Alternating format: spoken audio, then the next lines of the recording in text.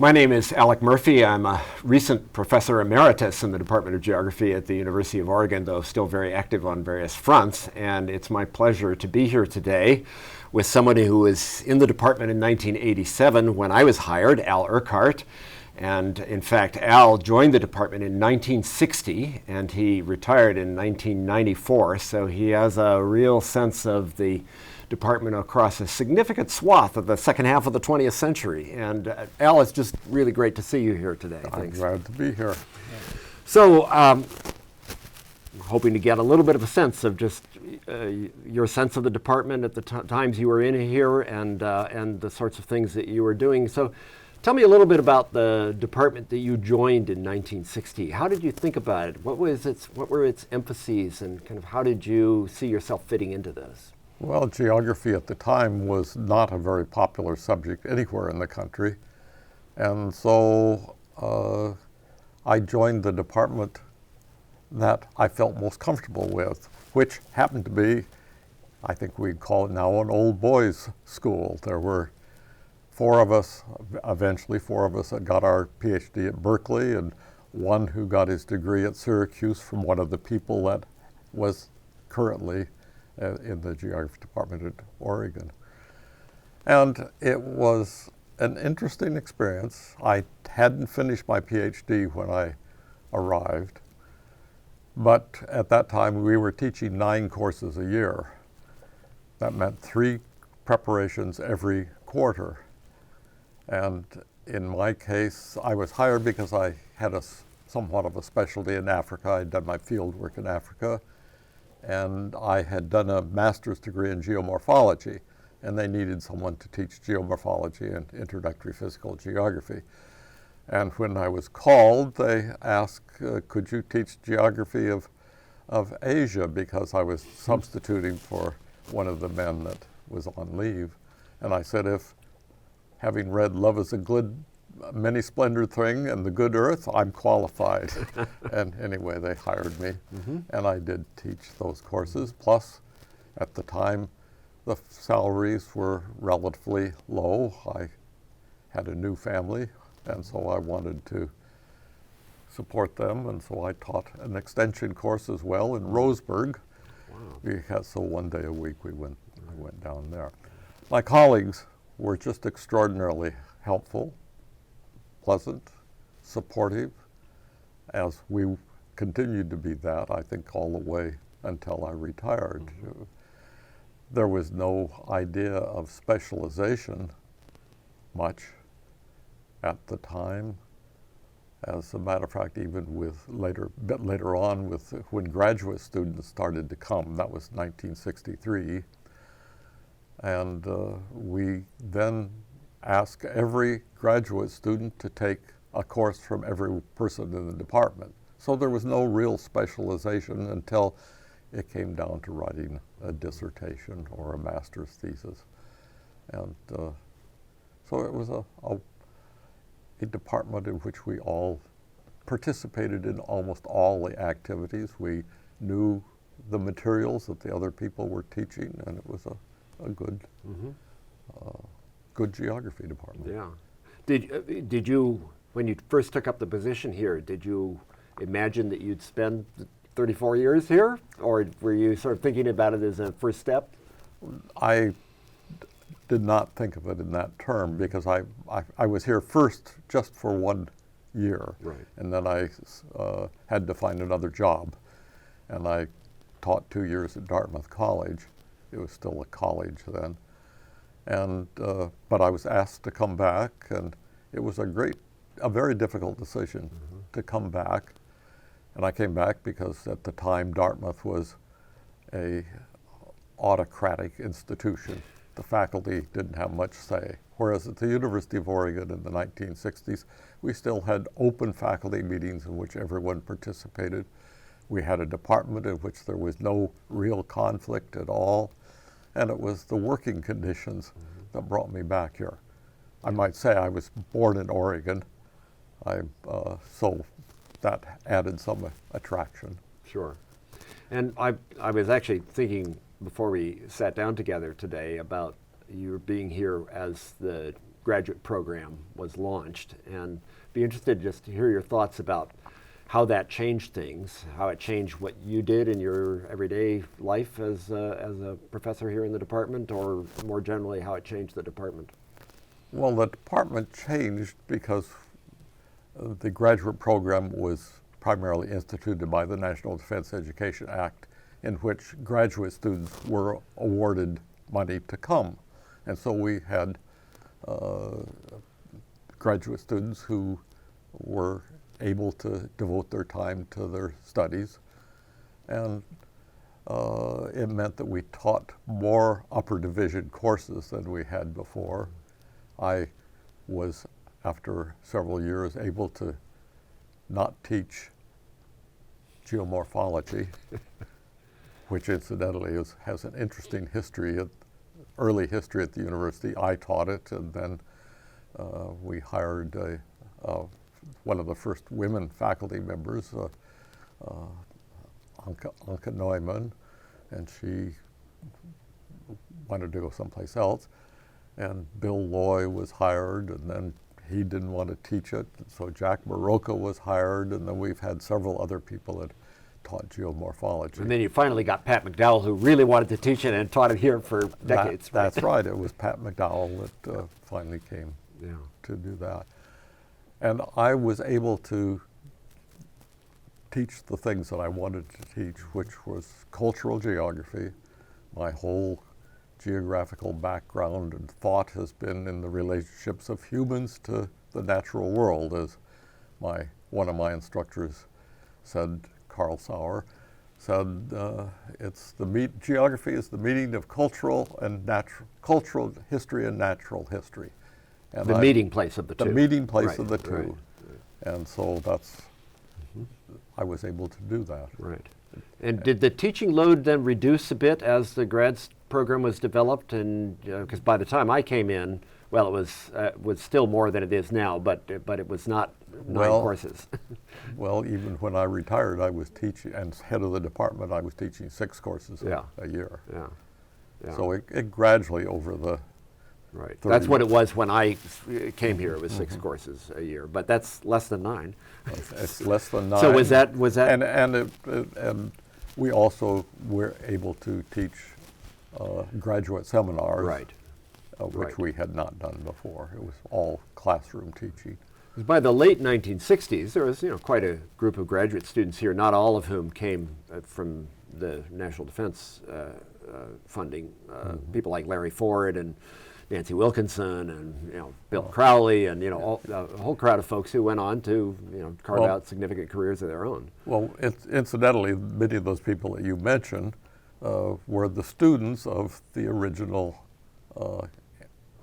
National Defense Education Act people. They were. Our first graduate students, with 1 or 2 exceptions, went to teach at California State Universities. And so there was this connection that encouraged other people, their students, their undergraduate students to apply here. Right. Now, if I were to jump you all the way to the time you retired, which was now I had been on the faculty here for 6-7 years by that point, and I were to say, what 3 or 4 really great changes would come to mind if you were to contrast the department that you entered in the early 1960s and the department you retired from in 1994? What comes to mind as the really great changes? By far the biggest change is people now seem to have their students. We never had our students. All the graduate students were everyone's students. Right. Someone had assumed responsibility for their dissertation advice and things such as that, but there was no one said he's my student or she's my student. It was the department students. Right. It was still, even when I came in 1987, that was still, you get the sense it was more the department student, but that was starting to change when in the last years, I guess, that you were here. Right? Well, in part that came about also with a change in the faculty, who increasingly had to receive grants on their own in order to survive the professional demands of a university at the time, research grants. And we didn't have, for the most part, we didn't have those demands. Well, and I suppose the same was true of just the tenure and promotion standards would have changed in terms of sort of expected numbers of publications and things like that. Oh, very definitely. Right. Anything else come to mind as kind of major changes between those two, the time you started and the time you retired? I think that's just overwhelmingly the Right. the major one. Well, and we're in the same space. We're to this day we're in the same space, and some of those traditions that go back to your era or even before. I mean, the teas or colloquiums, as we sometimes now call them, and the faculty meetings over lunches and so forth. These things endure as well. Oh yes, I'm glad to hear that they still go on, because that was the life of the personal life of a faculty member was made enjoyable by meeting with all of the graduate students and all of your faculty members over what we called teas then. Right. And for the faculty members, for the luncheons every Wednesday, Right. in which everyone participated, and quite often we ate our lunches together anyway. Right. So there was no lack of communication at all in those days. Right.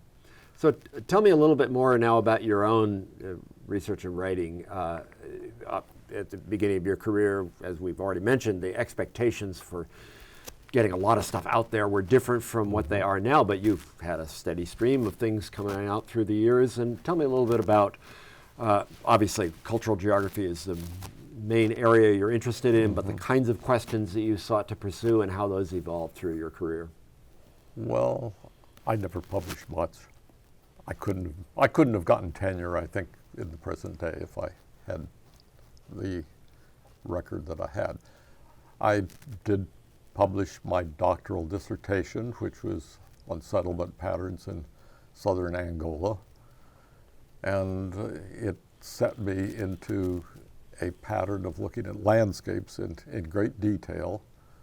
And this, in the case of the original publication, it was dealing with house types and farming pattern types and so on. And I simply came into that accidentally. I don't remember why I went to Angola now, I really don't. I had a small grant to do that, but I couldn't do it because the Portuguese government at that time was under the Salazar dictatorship, and they questioned everything that you did, even in the most remote part of the country. So I did something I could do by observation, direct recording. Right. And that's stuck with me all the way through. I've in more recent times, I've looked at Eugene as a case study of this, and I did a long study of Seville after I was retired on. That's actually the one I was thinking about when I asked the question, because I remember seeing that. Yeah. Because it was, I thought that was one of the more important things a geographer could do. Incidentally, let's talk about geography in the sense of, why did I go to Angola? Well, I thought at the time I wanted to go someplace in which no one knew much about, in the tradition of exploring. And at the University of California, Berkeley at the time, I could find a bookshelf of about so many books that dealt with Angola, most of them historical things written by Portuguese in their concern for their pride of their colonial background. And a friend of mine, David Harris, who was a fellow graduate student, and I started with the same thing. He went to Antigua, and I went to Angola. Right. That we didn't get very far in our look for new things to look at. And both of us were imbued with the idea that direct observation was extraordinarily important. It was not primarily, geography should be primarily concerned with statistics and manipulating of theoretical material. The important part was to get out and see what was there. And I still consider that one of the major things that geographers, at least in the past, and many of them still do, is field work is overwhelmingly important, and not just for the direct research that's done, but the experience of how to live and understand someone that isn't part of your general culture. Right. And I've had that experience several times that has marked the way in which I look at the world. Was that a motivator for writing that book you published in 2013 that I read a few years ago? I've even forgotten the title now. What was the title? The title was Nature and Culture, a Personal Crisis. Right. Yes. And it was a personal look, but you certainly brought in broader ideas. Right? Oh, yes. Well, I mean, it involved my teaching career began to be focused more and more on environmental issues. In part, I came from 2 years teaching in Nigeria, geography. When was that? 1967 through. So that was a leave from the University of Oregon for a couple of years? A leave for 2 years, yeah.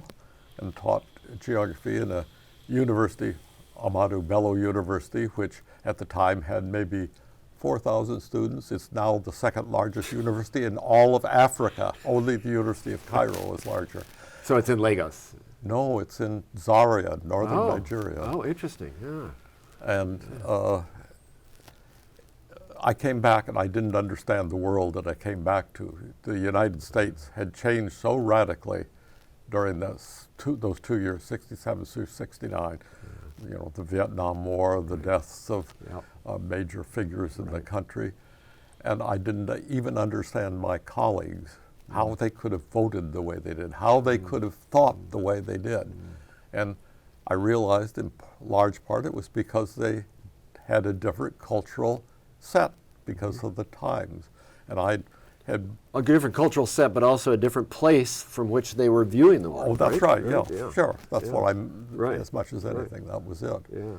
And so I began to think more deeply about what are the major questions of the world.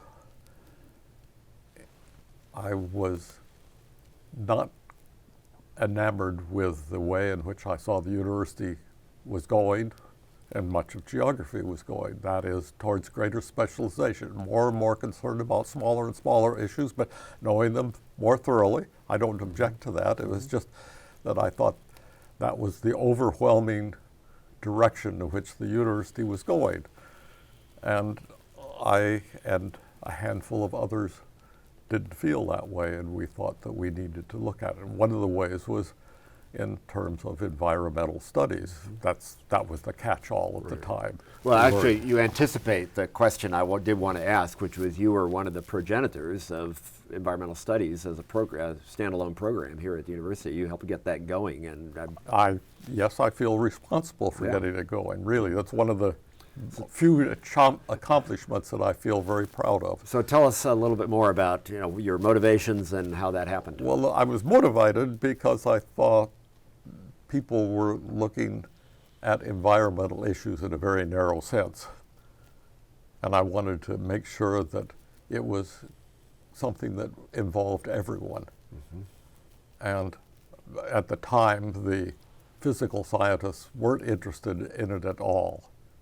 I mean, they knew what environment was, and they wouldn't participate. So I looked to a political scientist, a sociologist, an English literature professor, a landscape architect, a couple of lawyers, people from the law school. They were all interested in these issues, and they were interested as specialists, but also in the broader context. Well, how do you get them together? Well, there was at the time, sponsored primarily by a political scientist, Dan Goldrich, a small group of people that were collecting environmental literature. The library wasn't interested in collecting all sorts of environmental literature, the government publications and the like. So they had a small office across near the mill race, and then the administration said, well, we need that building for something else. So as I was chairman of the department at the time, so I said, well, we have one room, a classroom that rarely gets used, and so I asked the dean if we could have that as an environmental studies center in which we could collect these things. And within the next year, we were able to get a secretary to come in, and then we were able to finally get a graduate program going, primarily people who are in interdisciplinary studies. It wasn't an environmental studies degree, it was an interdisciplinary studies. And gradually that's what emerged. But it was the geography department, me, and other colleagues in it. They were all willing to do it. They were eager to do it. But it was your taking the lead that really it was my take. If I hadn't taken the lead, it wouldn't have nothing. The building would have been closed. The little library would have been gone, and there wouldn't have been a secretary. I very well remember that little library. It was right down the hall, right? Yeah. And it wasn't very good, but it was a collection. Anyway, that changed my whole emphasis. Although I was still a geographer, I'm still a geographer at the present day. But it changed my emphasis, academic emphasis, to how can we get people to talk about the ways in which people and nature interact. Did it change your teaching as well? Oh, it changed my teaching. Did you develop new classes, or was it more changing what you were teaching? It was kind of both. I had been teaching a course with Ed Price, one of the people that came to the University of Oregon at the same time I did in '63 back to the university. And we've been teaching cultural geography in what I think is probably a fairly traditional way of cultural geography at the time. As a matter of fact, Ed Price wrote the articles in about what is cultural geography, and they were used as a sort of standard. And then he and I, it may have been after he retired, I broke it down into 3 courses. And one was looking at the ways in which humans have modified the world to their liking. That is, what are the positive things that people have done? How have they built the world in which they live? And this involved even the sense of how did they agricultural development, and how did cities development, and what was the impact on the built environment around them. The second course was that was pretty traditional stuff. The second course was one on how are we mucking up the world? What are the negative aspects of the way in which humans have lived on the world? And at the time, it was primarily the writings, the articles and things that I have students read were for the most part quite specific about, the things that Rachel Carson did, or the things that Lester Brown was talking about, or the few people that were recognized as environmentalists at the time. Yeah. And then gradually it became to be looked at it as a broader concept than that. And the third course was one in the history of the views of the environment. And that was one that I had gotten inspired by Clarence Glacken, who had probably written probably still is the book on the views of humans on the environment up until the middle of the 19th century. Traces on the Rhodian Shore. Traces on the Rhodian Shore. And in the geography department, we had a seminar on traces on the Rhodian Shore. And I still to this day, or the last 5 years, I've heard people talk to me about that course. That's great. It's this whole idea of how do we look at the world? And I've continued to do that. That's a little bit diverting the conversation. I think that's the most important question that needs to be asked at the present time.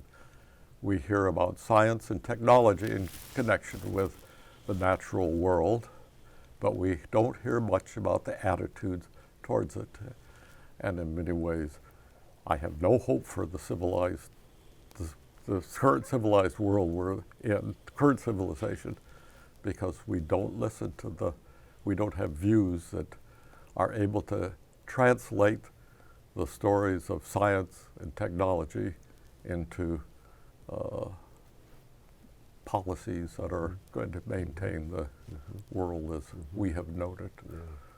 Well, your emphasis on views, perception, I mean, that was an influence on me that I've actually, a couple things I've been writing recently, relate to that. So I think, and I do remember students talking about that class as a particularly important one for them. And then, of course, the other thing that went along with this, talking about this towards the end of my career, was working with all these environmental students. Right. It was just a revelation to me, because we, at the time, were able to admit about 10 students a year into the graduate program in environmental studies. And that was a diverse program. They had to have at least 3 different specialties. And we were getting applications from 300 or 400 students. And so we had the pick of the country in many ways of students. And we didn't admit anyone that had just come from a undergraduate program. They all had to have some experience. So we had a doctor, lawyers, we had writers, we had a whole panoply of people, and they got together and they'd talk and talk and talk and talk, and that was part of the joys of being with the environmental studies program, which remained based primarily in geography at the time I was there. In Condon Hall, right? In Condon Hall, right. Yeah. You were also, of course, chairman of the geography, or head, as we call it, of the geography department on 2 occasions, or was it even more? Two and a substitute 1 year. Anything stand out to you as sort of particularly exciting or challenging from those stints? How do you look back on those stints as department head? I don't remember too much about them because the department at the time, I hope it still is, everyone cooperated. I mean, we just needed to have a department head, and so every 3 years someone came to be department head. Part of the challenges, of course, were who knows what they are, that they aren't the same all the time, was money. Right. And we lost positions, and we'd try to gain a position. We had to negotiate about all sorts of things. And geography was not at the top of the list. Sure. Sciences were primarily at the top of the list. Fortunately, the provost, who was second in command, was favorable to geography. And then later on, of course, the geographer became dean of the College of Arts and Sciences. And hired from outside, but hired from outside, yes. Right. And that made a great deal of difference in the administration of the department. Right. Some good, some bad. Indeed. Well, I'm afraid we're just about out of time, Okay. but I am so grateful to you for coming in and sharing some of these recollections, helping remind me of some things that were part of the department I joined when you were still some years from retirement, and of course you've had a long retirement and a productive retirement since then, and I just want to express my appreciation on behalf of not just myself but the whole department for sharing some of these memories. Well, thank you very much, and I appreciate the years I was there. I see it in 2 kind of spells in my lifetime. There was in the department, there was the early department, and then there was the time after you, Pat and Bart came, and a different orientation because of the academic climate at the time and the demands that were made on people then. And you are now beginning to, with your retirement, you're seeing the same transitions going on in the department. Great. Thanks, Al. You're welcome. Thank you.